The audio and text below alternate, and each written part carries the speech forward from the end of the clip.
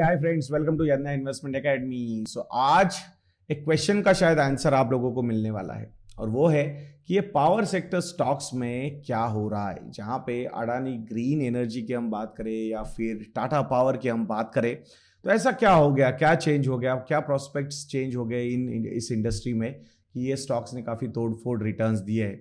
दो हम stock specific हम बात नहीं करने वाले, बेसिक रीजंस इसके पीछे क्या हो सकते हैं इसके बारे में यहाँ पे हम बात करने वाले हैं। सो इंडियन पावर सेक्टर का एक एनालिसिस, छोटा सा एनालिसिस मैं आप लोगों के सामने प्रेजेंट करने वाला हूँ।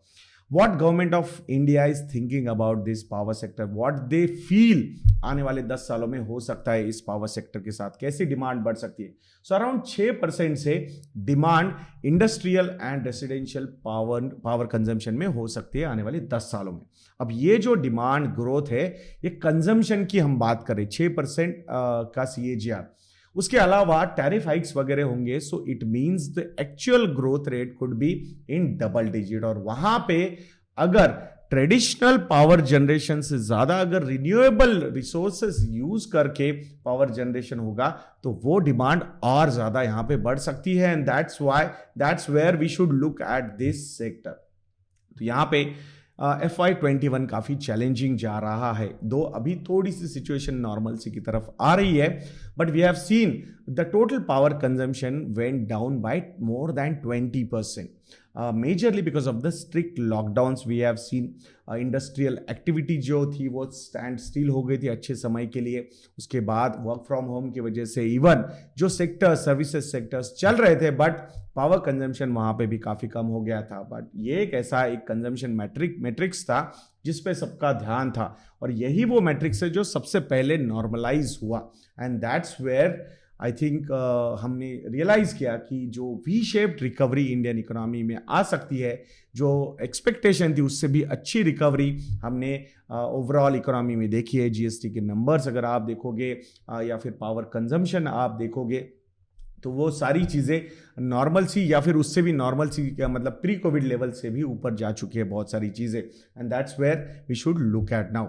अब इस पावर सेक्टर में सबसे इंपॉर्टेंट फैक्टर अगर कोई होने वाला है आने वाले समय में, वो है रिन्यूएबल एनर्जी सेक्टर, जहां पे सोलार हो या फिर विंड एनर्जी हो, जिसका 2022 तक की जो कैपेसिटी इंस्टॉल होने वाली है वो है 175 गीगावाट।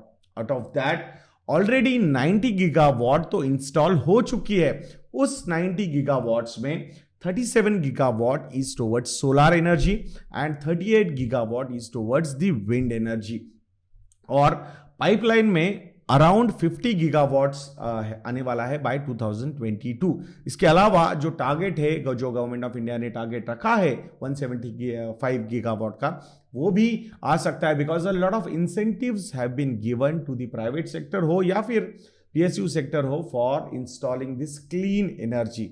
अब ये तो हमने 2022 की बात की, but what kind of growth we can expect when the government of India itself they are saying that कि आने वाले 9 सालों में, 9 या 10 सालों में, means by 2030 the total renewable energy capacity installation should be at 450 gigawatt। ये एक ambitious target है, but looking at the pace of the growth of renewable energy sector, मुझे ऐसा लगता है कि it is not impossible। ambitious target है, with government's proper support and incentivization ये target achieve हो सकता है। and that's why ये जो अडानी एनर्जी है या फिर टाटा पावर है, ऐसे स्टॉक्स काफी बढ़िया तरीके से परफॉर्म करते हुए नजर आ रहे हैं, बिकॉज उन्होंने इन चीजों में थोड़ा सा अर्ली मूवर एडवांटेज लिया है। And the incentivisation is also very good from the government of India. So it will be an interesting thing to see। I'm not trying to justify the valuations some of these stocks are currently getting, but the enthusiasm is there, the growth is there, and अगर उसमें private sector का एक तड़का लग जाए growth का, so definitely एक ambitious target of government of India जो 14-15% का है, उससे भी ज्यादा ग्रोथ यहाँ पे प्राइवेट सेक्टर प्रोवाइड कर सकता है। And we might see some over achievement also of this particular target. अब यहाँ पे एक्चुअल ग्रोथ कितनी हुई है, हम बातें तो कर रहे हैं कि भाई कौन से जो सेगमेंट्स है, जैसे कि कोल बेस्ड पावर जनरेशन है या फिर गैस बेस्ड पावर जनरेशन है या फिर nuclear based power generation generation है, हाइड्रो बेस्ड पावर जनरेशन है या renewable energy based power generation है, लास्ट 10 सालों में ये सिचुएशन कैसी चेंज हुई है, तो वहां पे कुछ नंबर्स आप लोगों के सामने रखूंगा। सो कोल बेस्ड पावर जनरेशन जो 2010 में था वो था 84 गीगावाट और अभी ये है 199 गीगावाट, तो 9% से कोल बेस्ड पावर जनरेशन भी ग्रो हुआ है। This shows the actual power consumption growth. अब यहां ऑप्शन था नहीं, इसलिए सबसे ज्यादा जो सप्लाई है, जो रॉ मटेरियल सप्लाई कोल का काफी अच्छा है, उसको हमने यूज करके ये पावर जनरेशन किया। The problem, the drawback of this power generation is pollution, which government of India हो या फिर ऑल ओवर वर्ल्ड हो, जो हमने टारगेट्स भी लिए हैं, ग्लोबल टारगेट्स जो लिए, ग्लोबल वार्मिंग के अगेंस्ट कुछ हमने करना चाहिए, तो उसमें स्पेसिफिकली इसकी बातें भी हुई है कि ये जो डिपेंडेंसी है coal production, coal power generation पे, I think it should go down and that's what the targets of 450 gigawatt जो ambitious target government of India ने रखा है वो हमें समझ में आ रहा है। सो इंडिया की जो टोटल इंस्टॉल्ड जनरेशन कैपेसिटी है एज ऑफ FY20 वो है अराउंड 370 गीगावाट, तो जिसमें से 199 gigawatt is from coal based power generation. तो आप समझ सकते हैं कितना हाई डिपेंडेंस यहाँ पे कोल बेस्ड पावर जनरेशन पे है। दूसरा, अगर गैस बेस्ड पावर जनरेशन की हम बात करते हैं तो ये जो सेक्टर है वो 4% से ग्रो हुआ है in last 10 years from 17 gigawatt to 25 gigawatt. This is another sector power generation में जो पोल्यूशन क्रिएट करता है एंड दैट्स वाई इस पे भी डिपेंडेंसी कम करनी चाहिए एंड दैट्स व्हाट 4% की ग्रोथ हमें सजेस्ट भी कर रहा है। There is another power generation system which is nuclear power generation. इसका ग्रोथ जो है वो काफी अच्छा होना चाहिए था, बट ग्रोथ है 3% का, फ्रॉम 5 गीगावाट टू 7 गीगावाट। हमने देखा था 2008-9 में जब mister Manmohan Singh prime minister थे, जब जो न्यूक्लियर डील हमने की थी यूएस के साथ, जिसकी वजह से गवर्नमेंट थोड़ी सी प्रॉब्लम में भी आ गई थी, लेफ्ट ने सपोर्ट निकाल लिया था एंड फिर government survived and the deal went through.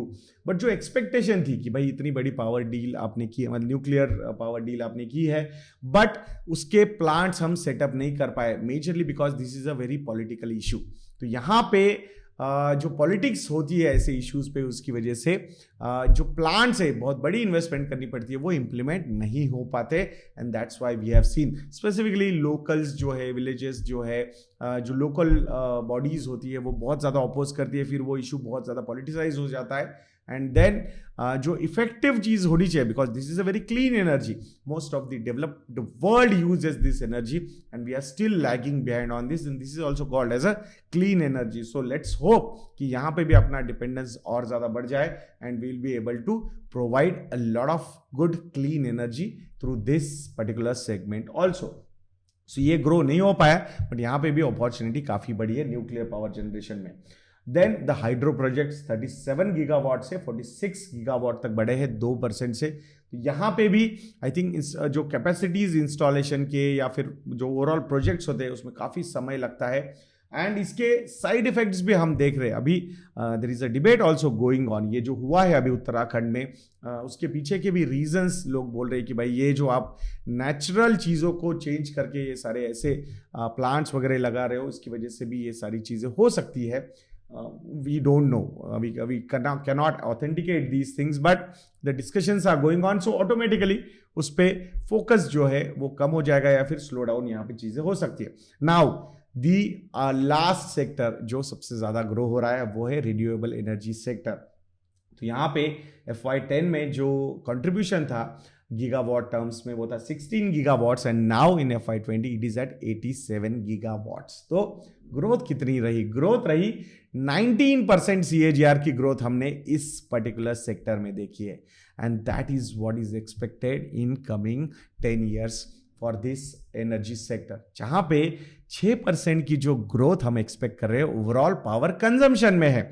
But there are 2 types of growths, one organic growth, one inorganic growth. अब इनऑर्गेनिक को अलग तरीके से देखिए।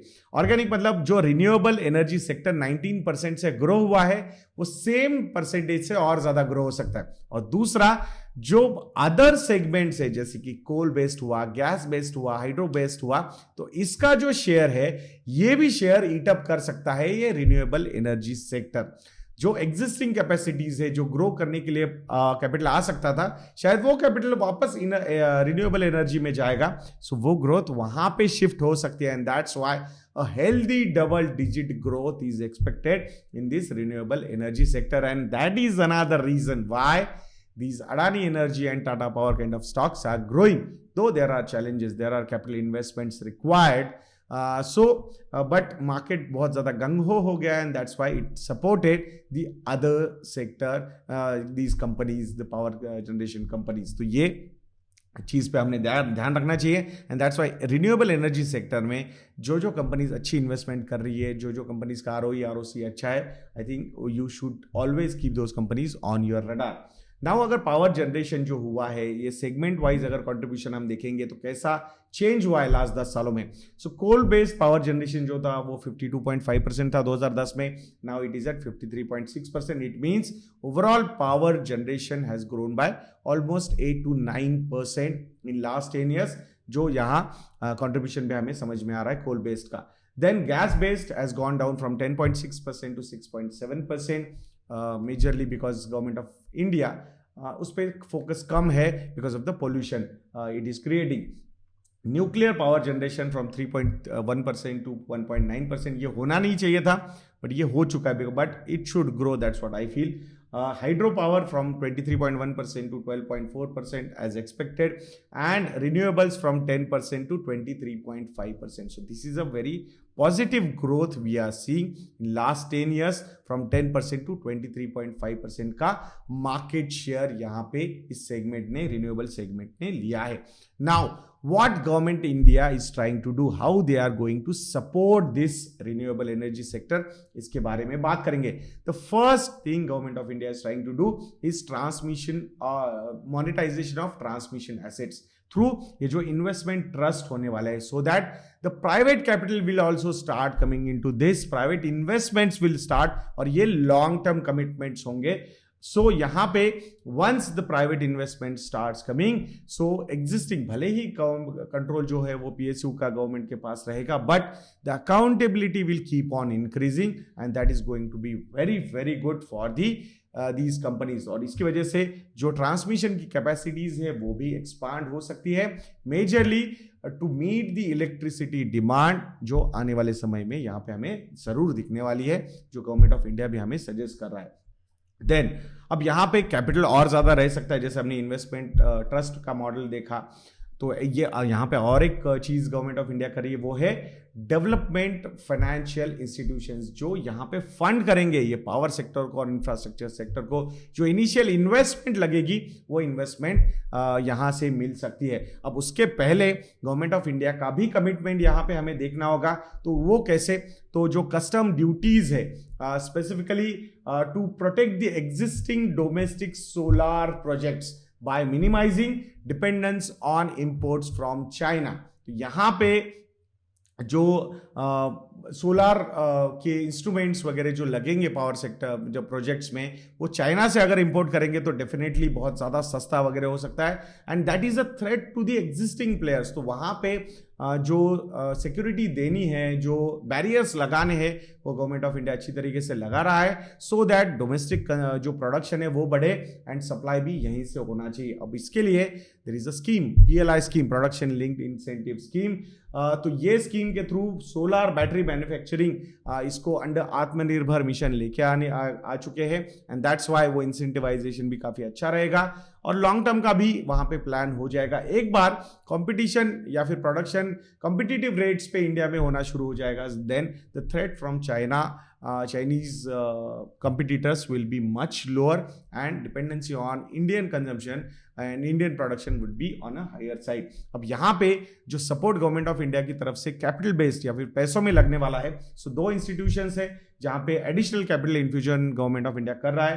First one is SECI, that is solar energy corporation of India, जिसमें 1000 crore rupees का investment government of India की तरफ से हो रहा है, and 1500 crore rupees in Indian renewable energy development agency, IREDA जिसे कहा जाता है, इसमें भी 1500 करोड़ रुपए गवर्नमेंट ऑफ इंडिया डाल रहा है. सो इनिशियल कमिटमेंट्स गवर्नमेंट की तरफ से आएंगे. once things get settled down then the private investments will start coming. हम ये हमेशा सुन रहे हैं कि भाई अभी जो कोविड रिलेटेड इश्यूज है वहां पे जो प्राइवेट इन्वेस्टमेंट है वो सबसे लेट आएगी, तो उसको वो इनिशियल डिमांड रेज करने के लिए गवर्नमेंट ऑफ इंडिया को ही, यानी कि PSUs को ही वहाँ पे पैसा डालना होगा। एक बार गवर्नमेंट ऑफ इंडिया ने ये जो व्हील है शुरू कर दिया, then the private investments will start coming into. तो मैं आशा करता हूं कि ये वीडियो आप लोगों को अच्छा लगा होगा। ऐसे वीडियोस के लिए इस चैनल पे बने रहिए दोस्तों, एंड नेक्स्ट वीडियो तक के लिए मुझे आज्ञा दीजिए। जय हिंद।